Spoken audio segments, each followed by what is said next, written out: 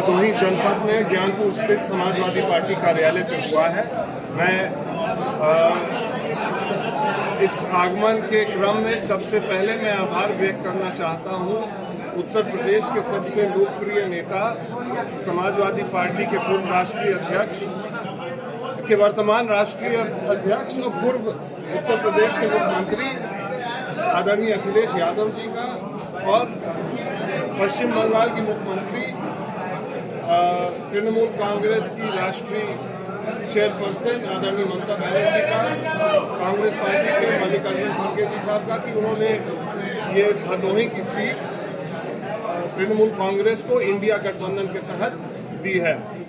हम लोग आज इस समाजवादी पार्टी के कार्यालय से अपनी 2024 के चुनाव की लड़ाई की शुरुआत कर रहे हैं। हमारे साथ माननीय विधायक भदोही जाहिद बेग साहब हैं, जिला समाजवादी के अध्यक्ष प्रदीप जी हैं, और हम लोग सब मिलके यहाँ से ये मुहिम शुरू करेंगे। टीएमसी जनपद में एक बाहरी भगाओ मूवमेंट चल रहा है और उसमें आप मिर्जापुर से लड़ रहे हैं चुनाव, तो इस चुनौती को किस रूप में आप देख रहे हैं? मैं मिर्जापुर से नहीं लड़ रहा हूँ, मैं मिर्जापुर से लड़ रहा हूँ। मिर्जापुर से हैं आप?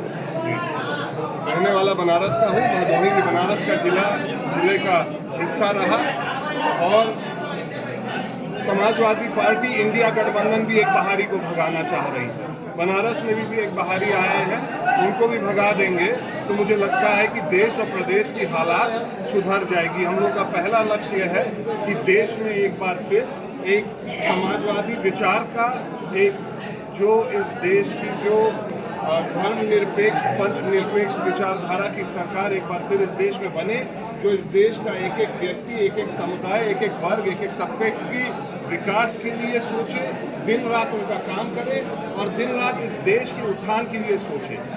हम लोग का प्रयास यही रहेगा। त्रिपाठी जी, ये बताएं कि टीएमसी ने भदोही को क्यों चुना? ये राष्ट्रीय अध्यक्ष समाजवादी पार्टी का मैं इस पे व्यक्तिगत आभार उनका व्यक्त करता हूँ। उनका दिल बहुत बड़ा है। उन्होंने उनके आदरणीय ममता बनर्जी से जो रिश्ते हैं, जो संबंध है, वो किसी से छुपे नहीं है, बहुत मधुर संबंध है।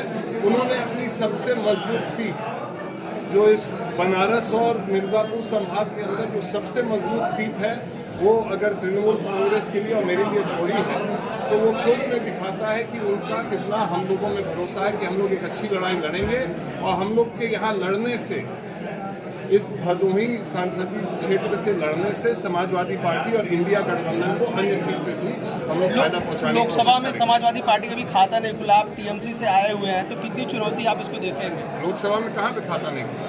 यहाँ से भदोही जब से अलग हुआ है तब से समाजवादी का खाता नहीं खुला है।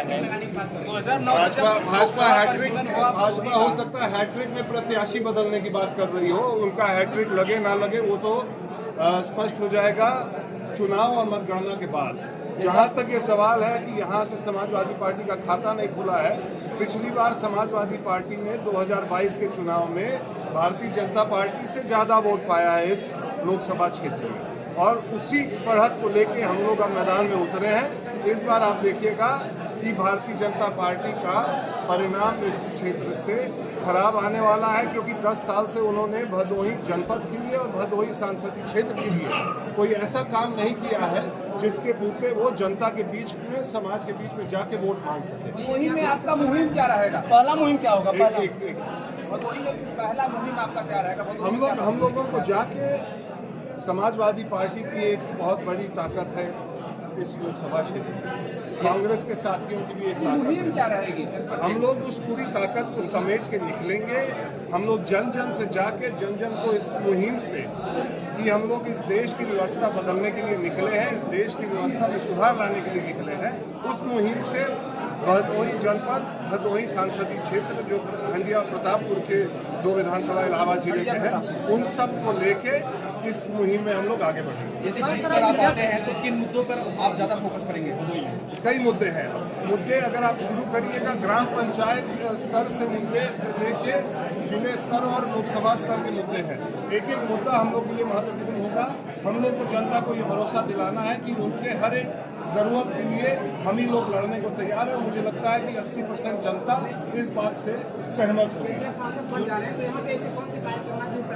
वो हम लोग का एक पत्र आएगा आपके बीच में, वो उस समय हम लोग सार्वजनिक करेंगे।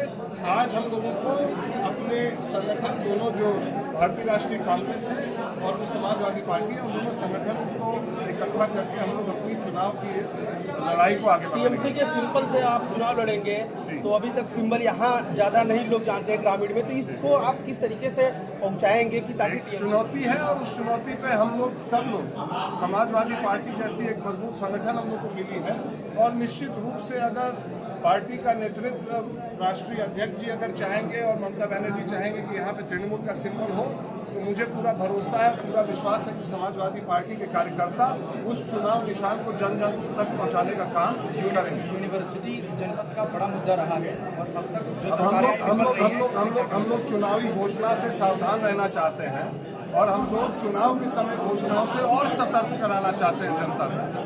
ये चुनाव आ जाता है तो भारतीय जनता पार्टी के नेता मंत्री आके तरह तरह का घोषणा कर देते हैं। आज वक्त आ गया है पूछने के लिए कि 10 साल में भारत में भारतीय जनता पार्टी की स्पष्ट बहुमत की सरकार रहने के बाद उन्होंने क्या किया। 7 साल से डबल इंजन चल रहा है, उस डबल इंजन का लाभ भदोही जनपद को क्या मिला, ये पूछने का वक्त आ गया। बहुत बहुत धन्यवाद।